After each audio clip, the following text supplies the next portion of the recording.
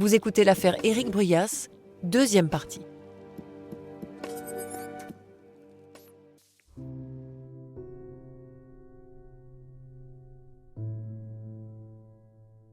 On s'est rencontrés, j'avais 15 ans et lui avait 17 ans.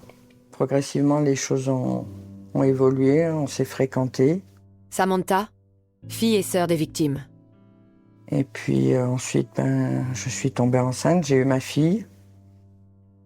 Et ça, c'était en 87. Et en 89, on s'est mariés. Quand il va rentrer dans la famille Bébien, il est très jeune déjà. Frédéric Lalliard, avocat de Samantha. Et puis, bien finalement, ça va devenir sa vraie famille. Oh bah putain, je suis encore à côté de lui. Éric Bruyas va s'intégrer très facilement et va presque être considéré par les parents de Samantha comme un quatrième enfant en réalité. C'est quelqu'un qui n'avait pas d'amis, pas de relation, rien du tout. Gilles Raguin, juge d'instruction. C'était un solitaire à Bruyas. C'était un solitaire. C'est quelqu'un de lambda, dirais-je. Voilà, il n'attire pas son attention et il n'attire pas l'attention des autres non plus. Gabriel Versini-Bulara, avocat d'Éric Bruyas. En fait, c'est ici le côté un petit peu découvert de l'iceberg, parce que la véritable personnalité d'Éric Bruyas, elle est en profondeur. Un homme taciturne, renfermé, secret, intelligent, très intelligent, manifestement intelligent. C'est quelqu'un qui a une haute estime de ce qu'il est capable de faire.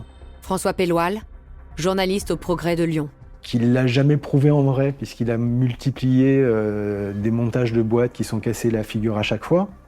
Mais n'empêche qu'il persiste à penser qu'il a un brillant avenir dans l'entrepreneuriat, qu'il va faire une carrière, qu'il va être riche, il fantasme un peu sur les Ferrari, enfin sur les voitures de sport et tout ça. On sait qu'il aime l'argent et que malheureusement, dans ses affaires, eh bien, le plus souvent, il va en manquer. S'il a les ambitions, il n'a pas forcément les moyens de ses ambitions. Ça lui fait mal, quoi. Enfin, c'est quelque chose qui l'affecte aussi parce qu'il essaye d'avoir cette attitude de gagnant et en fait, il ne l'est pas. Il avait les yeux plus gros que le ventre et voulait aller plus vite que la machine. Oui, il était très ambitieux, trop. Parce qu'il voulait tout de suite, trop vite.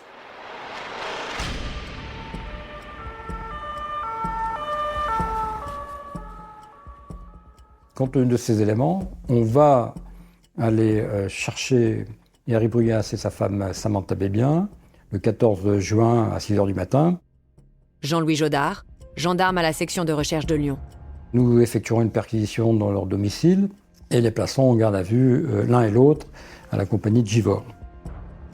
Samantha Bébien, elle a très mal vécu au début en disant j'ai perdu 4 membres de ma famille, vous me placez en garde à vue, vous me soupçonnez de les avoir tués, c'est inadmissible et on peut se mettre à sa place. Très rapidement, Samantha Bébien va expliquer quelle a été sa journée et elle a des alibis successifs qui vont pouvoir être donnés. Et donc les enquêteurs vont considérer rapidement que Samantha Bébien ne peut pas être en lien avec cette affaire. En perquisition, les gendarmes ont trouvé un bouquin consacré aux armes. Un fusil à pompe que Bruyas dira avoir acheté peu de temps avant. Il va expliquer aux gendarmes que c'est parce que Samantha avait peur et qu'il avait acheté cette arme. Les enquêteurs vont également retrouver dans l'atelier d'Éric Bruyas un croquis que lui-même a fait d'un silencieux dont les enquêteurs vont considérer qu'il a servi, ce qui explique que les voisins n'aient entendu aucun coup de feu tout le long de cette journée. Donc la perquisition l'avait faite, ça va durer quelques heures quand même. Après, on est revenu à Givor et la garde à vue proprement dite, les auditions ont commencé. En parallèle de la perquisition, l'interrogatoire d'Éric Bruyas continue.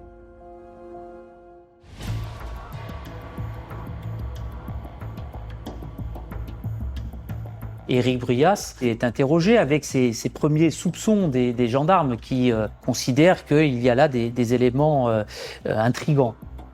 Il déroule un emploi du temps aux gendarmes très cohérent. Il s'est levé le matin, plutôt de bonne heure. Il a travaillé dans son atelier, donc lui vient de créer une petite entreprise où il travaille le fer, la ferronnerie, les choses comme ça. Donc il explique qu'il a été travailler à son atelier. Il avait décidé ce jour-là de partir plus tôt, parce qu'il devait réfléchir sur son travail, sur des portails qu'il devait fabriquer. Donc il avait besoin de temps pour préparer son travail de la journée. Et donc il s'est levé à 5 heures du matin. C'était pas dans ses habitudes de partir aussitôt, de partir comme ça. À midi, il vient déjeuner chez lui, donc avec sa femme et ses enfants. Ensuite, il retourne à l'atelier, puis il nous dit que vers 19h, il est allé dans un café où il va rejoindre son oncle et il boira 2 bières avec lui. De là, il rentre chez lui. Et il découvre un mot laissé par sa femme qui lui dit « Rejoins-moi là-haut et viens vite ». Donc en fait, on se rend compte que le seul qui a du temps libre pendant les assassinats, c'est Éric Bruyas. Du reste, il ne faut pas oublier le chien. Donc lui, il connaissait parfaitement le chien. Il ne faut pas oublier que c'est lui qui va rendre visite à l'assureur. Donc il y a quand même l'un des faisceaux de présomption importants. Habituellement, les gens ils protestent, je suis innocent, pourquoi vous mettez en garde à vue, c'est pas possible, vous comprenez rien. Enfin, vous voyez, les gens protestent. Lui, pas du tout. C'est quelqu'un de très, très réservé, qui réfléchit beaucoup, très cartésien.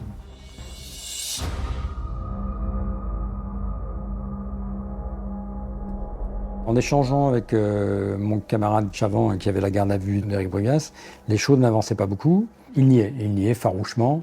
Et les gendarmes vont tenter un truc pour essayer de percer un peu la carapace. Dans les débris de la maison, quand ils ont fait les constatations, les toutes premières, ils retrouvent un morceau de jerrycan abîmé mais relativement intact. Et évidemment, c'est récupéré et pris en photo. Et pendant la garde à vue, ils vont montrer ce jerrycan à Bruyas en essayant de voir si ça va provoquer quelque chose auprès de lui. Et donc il lui présente cette photo, et quand Bruyas voit la photo, il blêmit.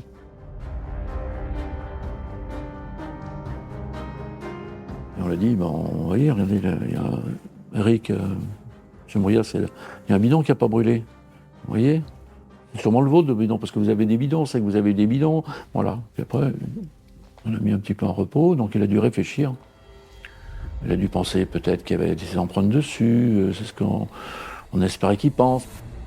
Donc en revenant après, il a dit, je ne vous ai pas dit toute la vérité. Et là, il va nous inventer un truc assez exceptionnel, en disant qu'il devait se rendre dans le domicile de ses beaux-parents après 17h30, et qu'il avait emmené avec lui les bidons d'essence parce qu'il devait nettoyer une chaudière que son beau-père devait lui céder.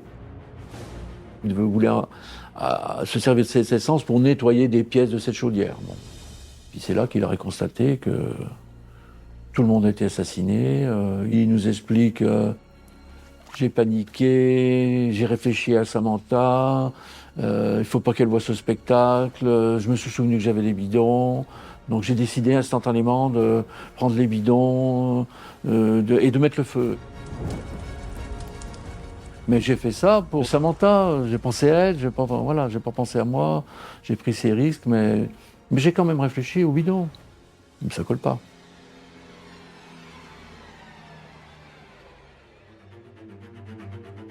Il est clair qu'il va falloir trouver rapidement le mobile.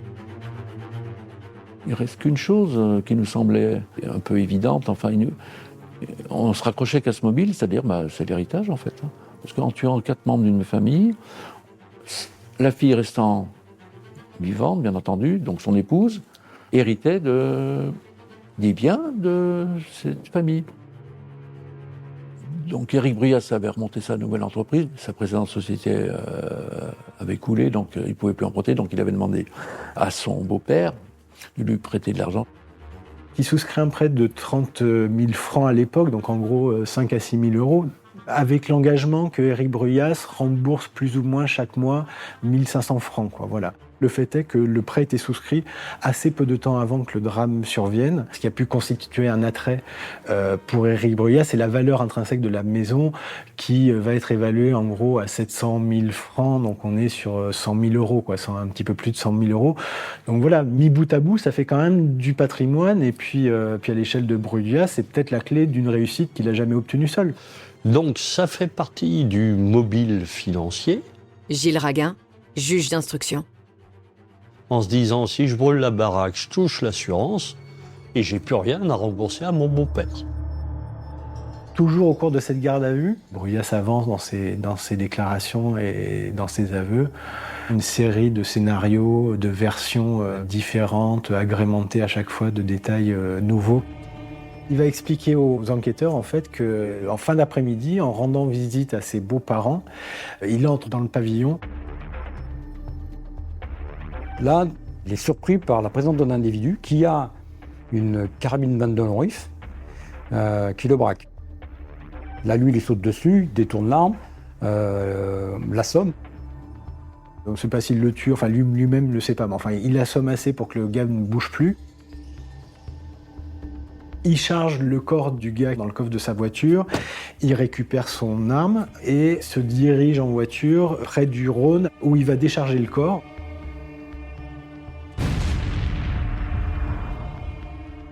Il dit qu'il lui aurait tiré dessus pour s'assurer que la personne était bien morte et il aurait balancé munitions et fusils dans l'eau à tel endroit. Alors, il dit, je vais vous emmener où j'ai jeté le corps de l'assassin que j'ai réussi à assommer, à tuer, que j'ai mis dans un sac avec l'arme, et je vais vous emmener où je les ai jetés. Ce qui a été intéressant dans le dossier, c'est que Éric Bruyas, pour se crédibiliser, il nous emmène sur les lieux, sur les berges du Rhône, pour démontrer que sa version est la bonne et qu'il dit la vérité. Bien évidemment, on fait venir des plongeurs qui vont trouver la carabine Van Rief avec un silencieux, un pistolet Browning qui lui appartenait, des cartouches et d'autres effets. Toutes les recherches que les gendarmes ont entreprises pour retrouver ce pseudo-corps dont Bruyas parle, jamais il aura été retrouvé. Et on l'a cherché longtemps. On l'a toujours pas trouvé. Donc forcément, tous les éléments qu'il a avancés démontrent qu'il est bien le seul et unique auteur de ce massacre.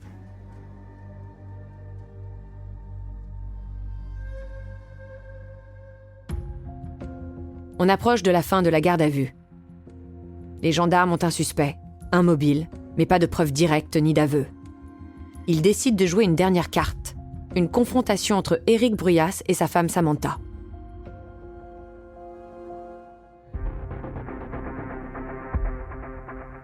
À l'issue de cette garde à vue, les enquêteurs vont retranscrire ces premiers éléments à Samantha Bébien, qui, elle, n'y croit pas.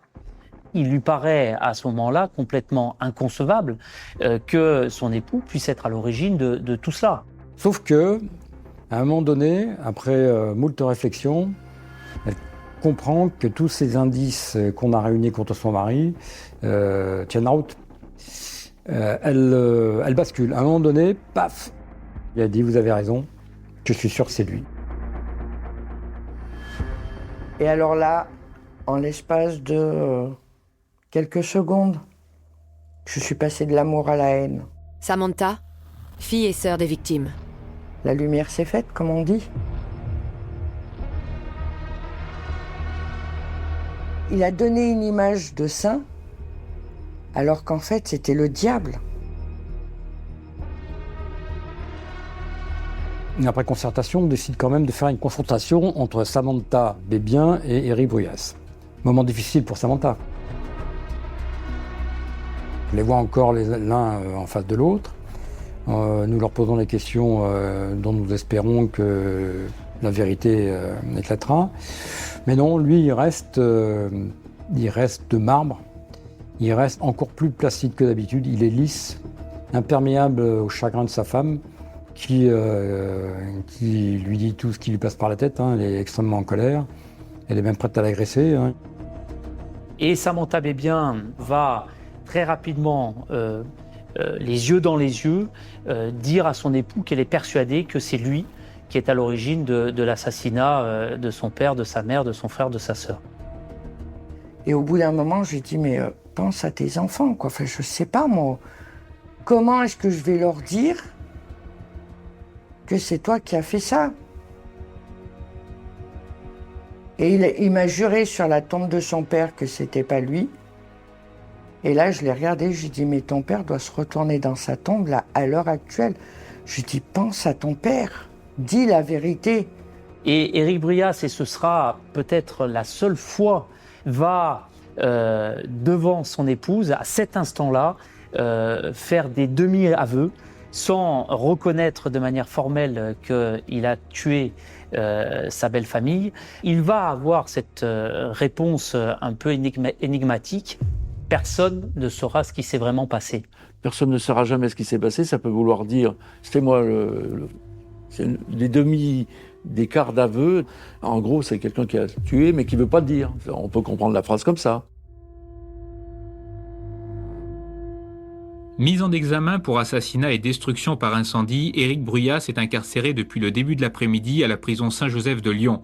Les mobiles de son geste ne sont cependant pas encore clairement définis, car s'il reconnaît avoir acheté des bidons d'essence et mis le feu à la maison des époux Bébiens, il nie toujours avoir assassiné les parents, frères et sœurs de sa femme. Pourquoi vous avez fait ça, Éric? C'est pas avouable ce qu'il a fait. C'est pas avouable. Donc on s'enferme dans une espèce de mutisme pour se protéger. Un des experts psychiatres qui l'avait examiné m'a dit « il ne pourra jamais avouer ». Parce que s'il avoue, il se donne la mort.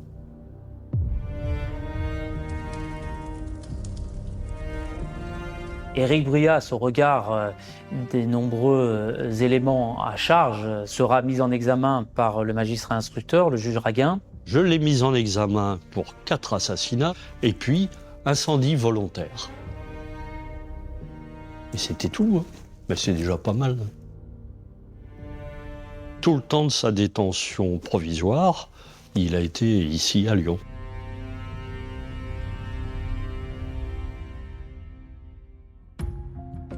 Le 18 octobre 1999, le procès de la tuerie de Saint-Andéol s'ouvre. L'actualité régionale à présent marquée par un procès aux assises du Rhône autour d'une bien mystérieuse affaire. La tuerie de Saint-Andéol-le-Château près de Lyon.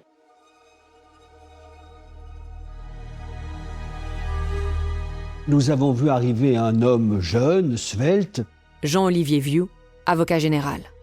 Je dirais bien sous tout rapport, qui n'avait pas du tout l'allure patibulaire d'un criminel professionnel, quelqu'un de très bien, un citoyen lambda, très bien habillé, très correct, très élégamment vêtu.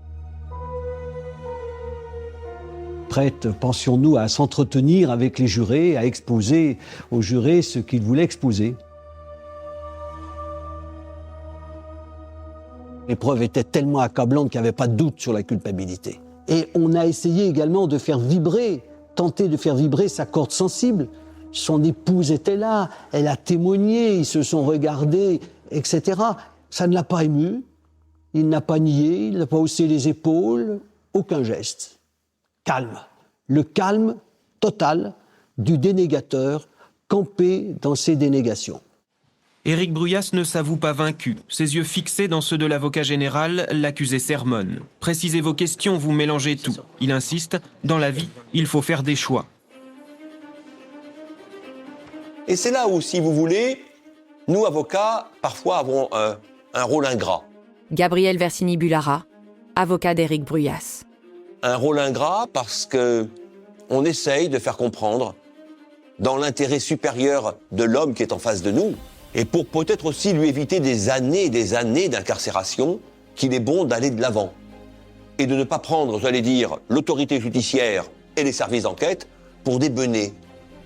Malgré les multiples perches tendues par la présidente de la cour d'assises, par les avocats des parties civiles, y compris même par son propre avocat, le procès ne permettra pas de le faire bouger. Et il a attendu le verdict impassible. Il se lève, très digne. La présidente le condamne à la peine maximum, réclusion criminelle à perpétuité avec période de sûreté de 22 ans. Et Éric Bruyas reste impassible. Le regret que j'ai, c'est que Éric Bruyas n'a pas changé d'un iota. Il est resté égal à lui-même, dans ses certitudes, dans ses convictions, dans cet aspect pétri de volonté imparable, comme quoi lui seul détient la vérité et qu'aucun autre n'en détient une parcelle. Ma première réaction, ça a été de savoir ce que ça voulait dire 22 ans de sûreté. Samantha, fille et sœur des victimes.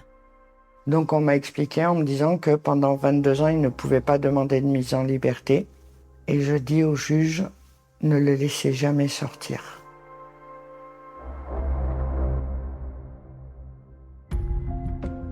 Le 25 octobre 2021, après 26 ans de prison, Éric Bruyas a été libéré pour raison médicale.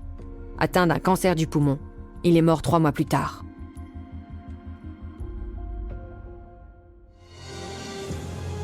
Vous venez d'écouter Au bout de l'enquête. Si vous avez aimé ce podcast, vous pouvez vous abonner sur votre plateforme de podcast préférée et suivre Initial Studio sur les réseaux sociaux. Au bout de l'enquête est un podcast coproduit par Initial Studio, Enibas Productions et France Télévisions, adapté de l'émission audiovisuelle éponyme produite par Enibas Productions et France Télévisions. Un épisode écrit et réalisé par Zinedine Boudaoud. Vous pouvez retrouver l'émission Au bout de l'enquête sur France 2 ou en replay sur France TV. Production exécutive du podcast, Initial Studio.